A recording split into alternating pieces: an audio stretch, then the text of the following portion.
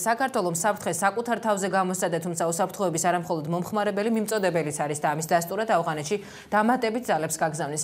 მიუხედავად უსაფრთხოების კონფერენციის მონაწილეებს მიხეილ სააკაშვილმა 6 თებერვალს მიმართა და ჰამიდ კარზაის პირობა მისცა, რომ საქართველოს ავღანეთის პოლიციის რეფორმირებაში ავღანურ ძალებს არტილერიის მომზადებასა და ეკონომიკური რეფორმების გატარებაში დაეხმარება.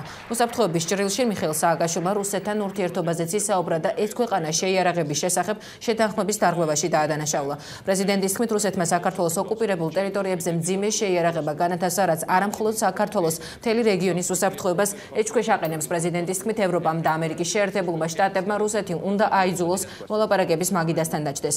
საქართველოს პრეზიდენტმა მიუნხენის უსაფრთხოების კონფერენციაზე სამშვიდობო ინიციატივა კიდევ ერთხელ გააჟღერა. მისი თქმით, საქართველოს მთავრობა მზად არის კონკრეტული ნაბიჯები გადადგას, რათა დაძაბულობა შენელდეს და კონფლიქტის მოგვარებას გზა გაეხსნას. მიხეილ სააკაშვილის გამოსვლის ერთ-ერთი მთავარი თემა გაყინული კონფლიქტები.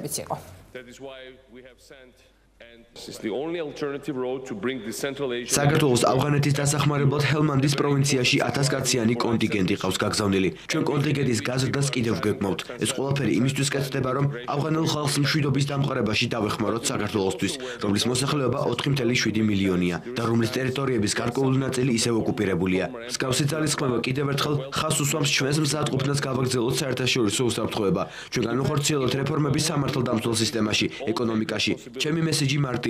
მიმდინარე შეიარაღების იგნორირება, რომლებიც კარგად ცნობილი პირების ხელშია, მომავალში მრავალი უბედურების მომტანი შეიძლება გახდეს. ამიტომ გლობალური უსაფრთხოების გამყარებაში ჩვენი წილი პასუხისმგებლობა ყველამ თანაბრად უნდა გავიზიაროთ.